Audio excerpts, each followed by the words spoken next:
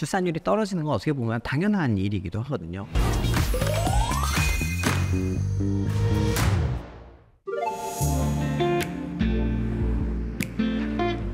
워킹맘으로서 아이랑 시간 못 보내는 게 굉장히 자책감도 들고, 육아에만 전념하려고 퇴직을 하기에는 현실적으로 부딪히는 문제들이 너무 또 많거든요.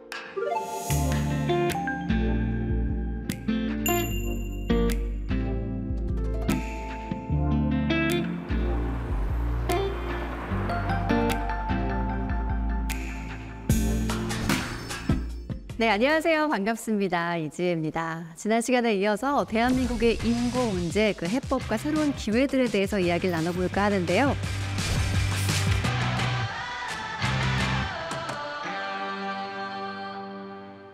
보건사회연구원에서 저출산의 원인에 대해서 우리 국민들은 어떻게 인식을 하고 있는지에 대해서 조사를 했습니다. 그런데 정말 많은 부분이 일과 육아를 병행하기 어려운 구조 때문이다라는 응답이 나왔거든요.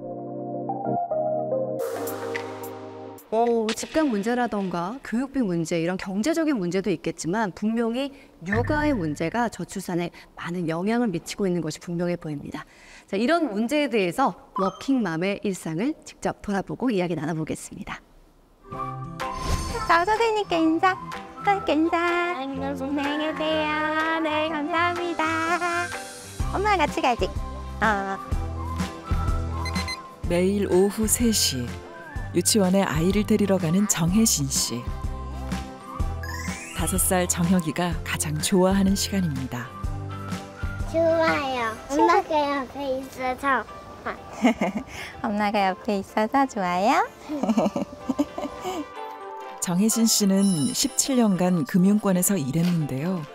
육아를 위해 지난 1월 퇴직했습니다. 작년까지는 저희 부모님께서 아이를 돌봐주셨었어요.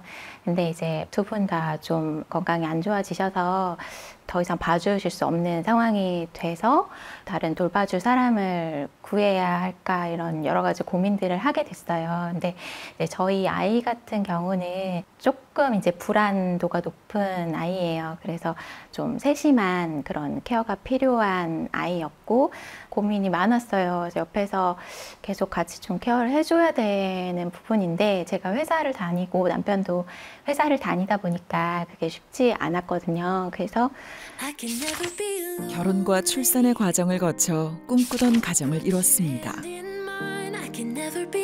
그런데 일과 육아 중 선택해야 하는 상황에 처했습니다. 그냥 퇴직을 하게 되면 그동안의 시간들이 좀 아깝기도 하고 그런 부분 때문에 이제 퇴직도 고민을 하기는 했지만 이제 쉽게 선택하지 못하고 이제 계속 이제 시간이 가고 있었거든요. 그랬는데 그동안의 호봉을 인정해주면서 재채용을 해주신다고 해서 너무 반가웠고 그래서 이제 고민하다가 사용을 하게 됐어요. 회사의 새로운 제도 덕분에 퇴사의 고비를 넘겼지만 일과 육아 사이의 균형은 많은 워킹맘의 고민거리입니다.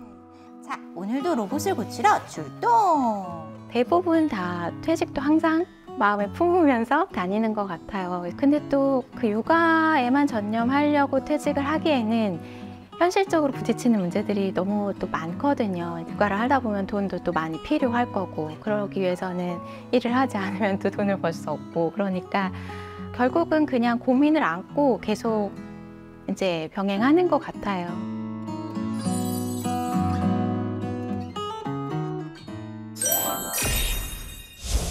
네, 대한민국에서 일을 하면서 아이를 키우는 그런 고민을 갖고 있는 워킹맘의 이야기를 들어봤는데 멀리 갈 것도 없이 제 고민이기도 합니다. 저도 딱 그만한 아이를 키우고 있거든요. 네. 어떻게 보셨어요?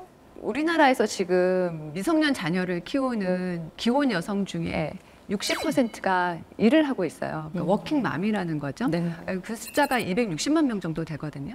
근데 사실 그거보다 더 중요한 수치가 있는데 사실 경력이 단절된 여성, 그러니까 육아 때문에 경력이 단절된 여성은 130만 명 정도 돼요. 그러니까 예전에는 사실 결혼하면서 일을 그만두는 경우가 많았다면 지금은 결혼이나 임신, 출산까지는 괜찮은데 네. 이제 아이를 키우는 거, 본격적으로 아이를 키우는 육아가 시작되면 그때 경력이 단절되는 그런 경우가 훨씬 더 많습니다. 네. 아니, 저는 오늘 오기 전에도 저희 아이가 엄마, 워킹맘만 하면 안 돼? 뭐 이렇게 얘기를 하더라고요. 참 일터에 나와 있으면서도 제 마음의 일부 구석은 또 아이에게 가 있고 이게 참 늘 고민인 것 같아요. 네, 저희가 만난 정혜신 씨도 재채용 조건부 퇴직이란 제도가 없었으면 일단 퇴직하고 아이를 어느 정도 키우고 난 뒤에 계약직이나 다른 일을 알아보려고 했으니까요. 맞아요. 이게 다 워킹맘들의 현실이 아닐까 싶어요. 예, 우리 어머니 세대에는 당연히 가정을 선택을 했다면 네. 지금 여성들은 사실은 당연히 가정을 선택하는 게 아니라 오히려 일을 선택하는 경우가 더 늘어날 수 있고 그러다 보니 결혼이나 임신, 출산은 좀 후순위로 밀리는 경우가 많죠. 네. 정말 예전에는 결혼하면 당연히 아이를 낳는 순이었다면 이제는 그게 선택의 문제가 되었더라고요. 그러니까 이제 뭐 아이의 자녀를 안 가질 수도 있고 조금 이제 뒤로 미루는 상황이 될 수도 있겠죠. 네. 그러다 보니까 우리나라는 지금 2022년 기준으로 기혼 부부의 27% 정도가 무자녀인 것으로 나타나고 있습니다. 우리나라 교육 수준이 사실 1990년대하고 2000년대를 지나면서 굉장히 크게 향상이 됐고요. 특히 과거에는 이제 남성들이 주로 대학을 많이 갔지만 당연히 뭐 여성들의 교육 수준이 높아졌고 지금은 뭐 대학 들어가는 그 비중이 남성, 여성 보면 여성이 더 많거든요. 그러니까 학력이 높아지면서 결혼이 늦어지게 되고 그만큼 아이의 가치가 올라가게 되면 출산율이 떨어지는 건 어떻게 보면 당연한 일이기도 하거든요. 네, 맞습니다. 그러니까 그러다 보니까 일과 가정의 양립이라는 게 진짜 너무나 중요한 문제가 되는 거고 사실 이게 개인이 노력한다고 해서 되는 문제가 아니거든요. 사실 내가 할 수 있는 부분은 한계가 있어요. 그러니까 결국은 내가 다니는 직장, 사업장, 또 우리 사회가 어떻게 일과 가정의 양립을 지원하느냐, 여성의 일가정 양립뿐만이 아니라 남성의 일가정 양립도 지원하느냐, 이게 사실은 굉장히 저출산과 관련된 문제에서 중요한 핵심적인 위치를 차지하고 있습니다.